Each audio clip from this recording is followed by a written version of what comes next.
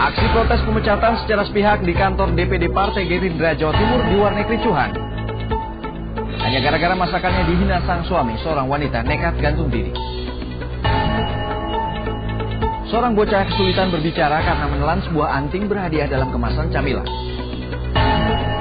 Saudara, melengkapi 3 berita utama kriminal tadi, kami masih punya informasi lainnya, di antaranya kecewa dengan proses peradilan, keluarga korban pembunuhan mengamuk serta vokalis Krispati Samuel Hendra Simorangkir ditangkap polisi karena kedapatan membawa 1 paket sabu.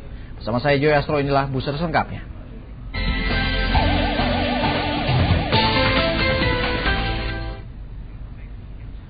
Saudara, puluhan pengurus Dewan Pimpinan Cabang DPC Partai Gerindra mendatangi kantor DPD Partai Gerindra Jawa Timur di kawasan Jalan Mawar, Surabaya. Mereka memprotes pemecatan secara sepihak yang dilakukan pengurus DPD sementara. Aksi itu sempat diwarnai kericuhan hingga mulut seorang anggota DPC Gerindra berdarah.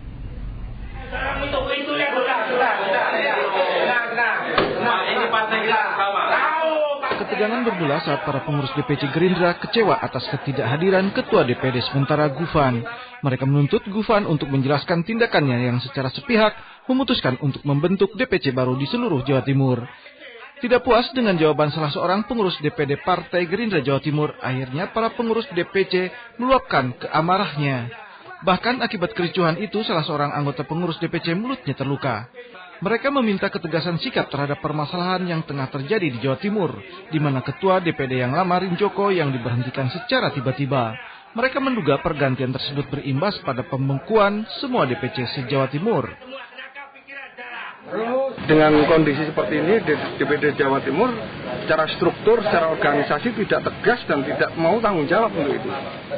Padahal kita sudah menghubungi, akan minta ketemu dengan Ketua DPD Jawa Timur Rinjoko sama Sekretaris PLAK, tapi ternyata di sini yang hadir adalah dari Wakil Ketua dan Wakil Sekretaris. Kericuhan akhirnya mereda setelah Ketua dan pengurus DPC Partai Gerindra se-Jawa Timur berhasil mendesak pengurus DPD Partai Gerindra untuk segera menggelar Munaslup daerah secepatnya. Rahmat Hidayat melaporkan dari Surabaya.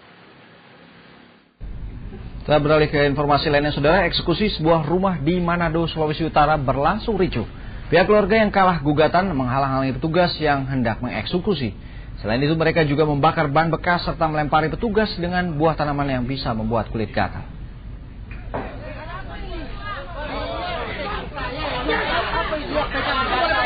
Karena dianggap melawan serta melempari buah tanaman yang bisa membuat kulit gatal, polisi akhirnya menangkap seorang anggota keluarga Since. Keluarga Since ini melakukan perlawanan serta penghadangan tatkala petugas hendak mengeksekusi rumah yang ditempatinya. Meskipun diwarnai adu mulut, namun petugas tetap mengeksekusi rumah itu dan membongkarnya. Rumah seluas 500 meter persegi ini sudah menjadi sengketa sejak tahun 1994 antara pihak penggugat Hari Pulukadang dan pihak tergugat Since. Setelah kalah di pengadilan tinggi, Since melakukan banding ke Mahkamah Agung. Sampai akhirnya kasus ini dimenangkan pihak penggugat Hari Pulukadang.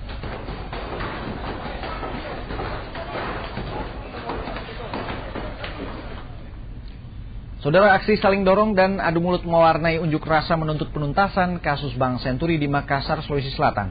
Dalam unjuk rasa kali ini, ratusan mahasiswa mendatangi bengkel milik Amiruddin Rustam yang diduga ikut menikmati dana bailout Bank Senturi.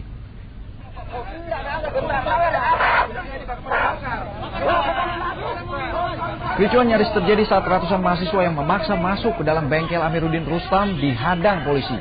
Tak ayal lagi, aksi saling dorong pun terjadi. Beruntung kericuhan tidak membesar karena polisi mengizinkan mahasiswa unjuk rasa dengan syarat tidak melakukan tindakan anarkis. Ratusan mahasiswa Universitas 45 ini berunjuk rasa menuntut Pansus agar segera menuntaskan kasus dana bailout Senturi sebesar 6,7 triliun rupiah. Mereka melakukannya di depan bengkel Amiruddin Rustam yang diduga pemiliknya sempat menikmati dana bailout Senturi sebesar 35 miliar rupiah. Menduga adanya rekayasa dalam persidangan kasus pembunuhan anaknya, seorang ibu di Solo, Jawa Tengah mengamuk di pengadilan. Tidak hanya tersangka yang jadi sasaran amukan, tim kuasa hukumnya juga kena sasaran karena dianggap tidak serius membela. 351 aku nggak terima. Ayo kemudian cuma tidak ada apa-apa, tidak ada siapa pun. Aku menilai terjadi banyak kejanggalan dalam proses persidangan.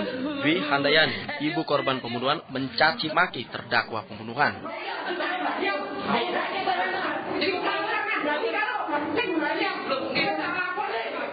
Tidak hanya itu, dengan dibantu keluarga korban, mereka juga mendatangi ruang kuasa hukumnya. Caci maki pun dilontarkan karena menilai tim kuasa hukum itu tidak becus melakukan pembelaan. Keluarga korban juga menganggap proses persidangan itu penuh rekayasa. Salah satunya barang bukti yang disertakan palsu. Selain itu, keluarga korban tidak pernah diberitahu perkembangan kasusnya oleh tim kuasa hukum. Tadi waktu sidang itu pun saya tidak dikasih tahu. Saya tahunya itu dari kejaksaan. Saya minta keterangan di kejaksaan bahwa besok sudah ada sidang pembelaan. Itu hari saya bed. Bagaimana kamu info pengacara itu? Nggak tahu di persidangan.